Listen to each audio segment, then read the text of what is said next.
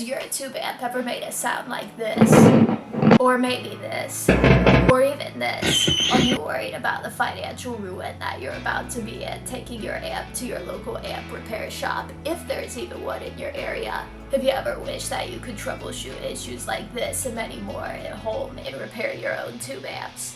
Well, if your answer was yes to any of those questions, you have come to the right place. My name is Shai with Resurrection Musical Instrument Repairs, where we revive your musical instruments from the dead, one solder joint at a time. In today's video, I am going to show you how to troubleshoot and repair some of the most common issues that I see on tube amps. Now, before we get started working on your amplifier, it is so incredibly important that you discharge your filter cap. Now, if you're new to amp repair and you don't know how to discharge your caps, do not worry, because my friend Colleen over at Fazio Electronics has this amazing video walking you through step-by-step how to safely work on your amp, including how to discharge your filter caps. So if you do not know how to discharge your filter caps, go ahead and head over to Colleen's channel super quick and watch her video. And while you're there, be sure to leave her a like and a subscribe. Alrighty guys, so this right here is one of the main causes for pops, cracks, staticky sounds, even loss of sound, and sometimes even really weird squealing noises. As you guys can see, these tube sockets are absolutely covered with dirt and dust and a boatload of stuff that we do not want in there. Now, I know I'm probably gonna have people say this is not what a normal tube socket looks like, this is excessively dirty. And yes, those people are correct, these tube sockets are excessively dirty. However, the tubes were stored inside of this amp for 50 years. You may think that none of that dirt and dust is going to work its way down into your tube sockets, but even if you have these tubes installed, that dust and dirt is still going to find its way down in there. So, I'm going to show you guys how we're going to tackle cleaning out all of this crap, and what we can do to make your amp sound and play a lot better. What you're going to do is get your pipette full of alcohol, and you are going to very gently place some alcohol down into the actual tube socket pins themselves. Now, the reason that I don't just go in with like a paintbrush or something immediately is because when you use a paintbrush, at least from my experience, it's hard to really wick it down exactly into the tube socket pins itself. So this is just a really good way to ensure that you get it all the way down inside of there. The alcohol will help to loosen up the dirt and grime buildup down inside of the tube socket pins, so we can get to cleaning them. So what you're going to want to do is leave that alcohol to sit for maybe about 1 to 5 minutes, and then we're going to go in and start actually cleaning it. Alrighty guys, so it has been about 2 minutes since I put the alcohol in the tube pin sockets. So the next step in our cleaning process is going to be using a pipe cleaner dipped in alcohol to go down into the tube pin sockets, and you're going to do kind of a twisting motion in order to kind of help agitate and bring up any and all of that dirt, if there is any left over from the alcohol wash. But yeah, essentially what you're going to do is just stick that down inside of there, and I know it's kind of hard for you to see, I'll use my left hand real quick. That's essentially all that I'm doing down inside of there. But you want to just kind of pull it up and out and up and out, over and over essentially. This is just kind of like, think of it like brushing your teeth. You're just trying to agitate all of the gunk down in there to get it to come out. And here we go. Pull out the Q-tip.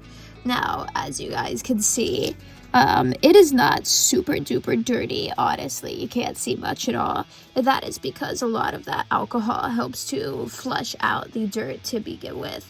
This is essentially to just go back in here again and make sure there's essentially none of it left out in there. Normally what I like to do is every couple of passes I'll snip off the actual, what's it called here? Pipe cleaner. And as you guys can see, it is a little bit dirty compared to the wider parts of this one. But yeah, you essentially just want to re-dip this down in some alcohol and continue around all of the tube socket pins inside of the tube socket here.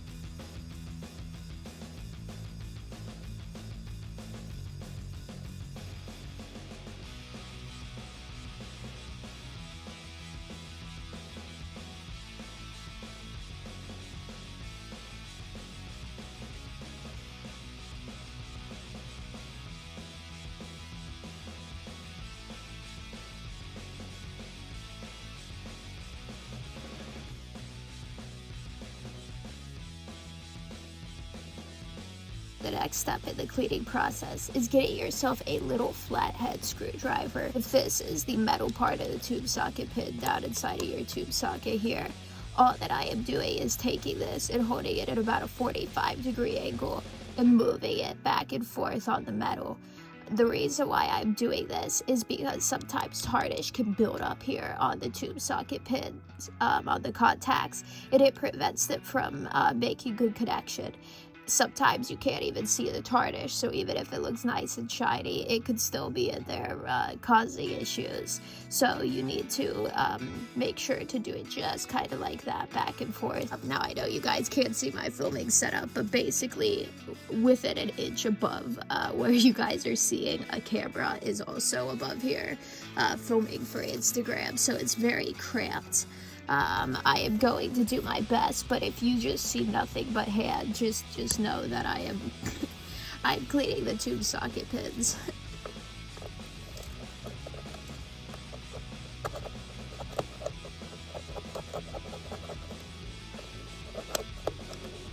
And normally I do this for not super long. I do it for maybe like 10 seconds for each side of each little metal plate. That should be enough to kind of get it fixed up.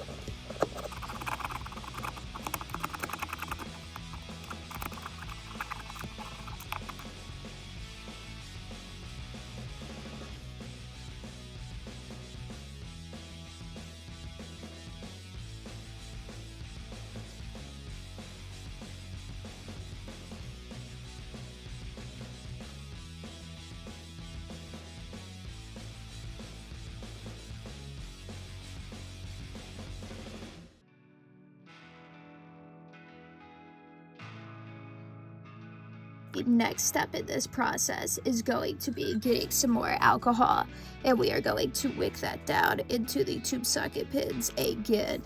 And the reason why we're doing this is because we just agitated all of that tarnish if present. So what we want to do is ensure that we can wash that out essentially.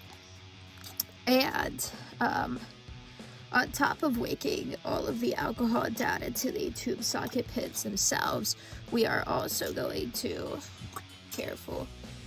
very carefully, you're going to want to put a little bit of alcohol on the top of the tube socket itself. And you are going to want to get yourself a paintbrush, and we are going to scrub around here. And this is to just essentially get any of the dirt that's stuck on top of the tube socket off of there, so we don't have the same problem essentially occur again where we have a boatload of dirt on top of it.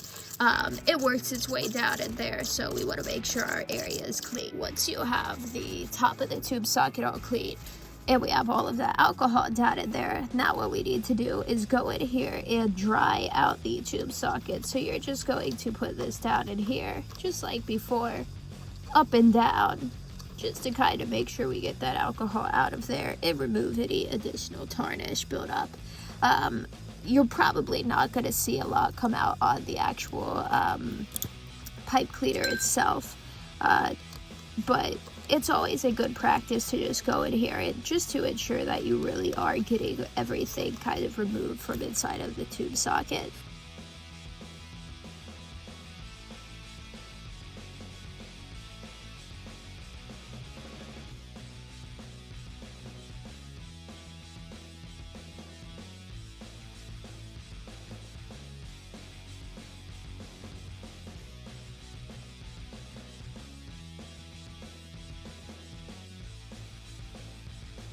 Alrighty guys, and we are on to the very final step of this process, which is going to be tightening the tube socket pins. Now, if you are looking at your tube socket at home, you should see 3 little contacts. You should see, they kind of look like a little window is what I always imagine them. There's one flat one like this, and normally 2 little arched ones like that. It looks kind of like a church window. What you are going to want to do is you should see a little bit of space in between the metal contact and the side wall of the actual tube socket itself. What you're going to do is you're going to, let me see if I can find a good angle here so you guys can see. you want to do is take your flathead and you are going to work that flathead in between the metal contact, as you can see here, and the wall of the tube socket itself. And what you're going to do is you are going to push that tube socket pin inwards towards itself, and then you are going to repeat the process on the other side of that tube pin in order to try to close the contact up a lot tighter than it was before. And the reason why we do this is because a lot of the time when it comes to tube sockets, the pins of them get very, very loose over time. And I'll show you guys a side-by-side comparison of the Titan one versus the non-Titan one here after we finish up. But what essentially happens is when vibrations from the amp naturally vibrate the tube, it causes these pins over time to get bit out, causing the tube to essentially have a lot more movement in there. And it could cause things like static, intermittent connections, even a loss of sound. So what I am going to do is I'm just going to go through and essentially repeat this process to the rest of the tube pins in here. And then this tube socket will be fully serviced. And all you'll have to do is take all of the steps for this tube socket and repeat to the other ones inside of the amp. For my YouTube audience, since I've already showed you guys how to do this, I'm actually gonna put you guys away now because it's really difficult to actually get in here and do this because I'm filming with an iPad right now and it's really cramped, so I'm gonna put you guys away. But just know that essentially all that I'm doing is going through and repeating the process we did on this tube socket pin to the rest of them. Alrighty guys, so this tube socket has been serviced and this one is not.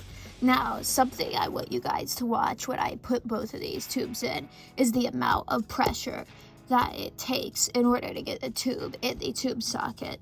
Now, a lot of the times, I will also do what I call a wobble test, which you guys will see me do for the preamp tubes. Now, unfortunately, with the Silver Toad, I can't really give you guys a good example of the wobble test because we have these rivets here that the tube actually sits on, so they rock back and forth. But I do want you guys to just watch the amount of pressure. So we'll start off with this guy first.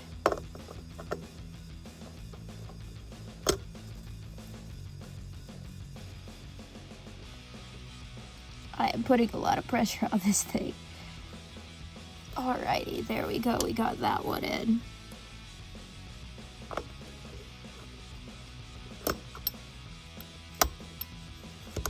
Now that one was pretty easy.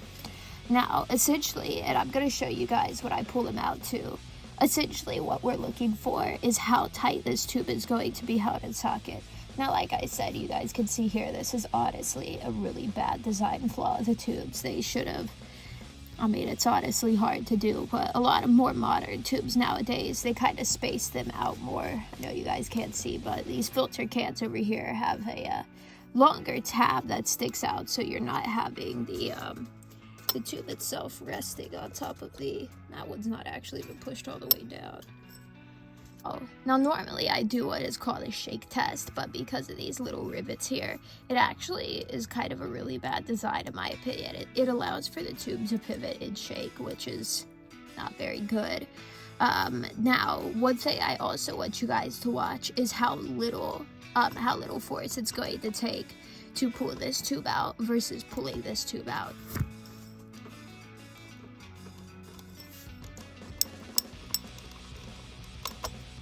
So we wiggle a little bit and this guy pops out very nicely. And that is the unserviced one. Now this is the serviced one. This one you're really gonna have to pull on. And the reason why this is far superior to this any day of the week is because you have to think about in terms of your amp. If your amp is super loose, all of them are super loose, like this one over here, the unserviced, that provides opportunities for dirt to go down inside of here and cause connection issues. when those tube pins are incredibly tight around the tube socket pins, I should say, are incredibly tight around the pins of the tube, it is going to be way, way, way harder for dirt to actually get down in there and prevent the connection from being made. So I'm gonna go ahead and service the rest of the tube sockets inside of this amp. But yeah, that is essentially how you guys service a power tube socket.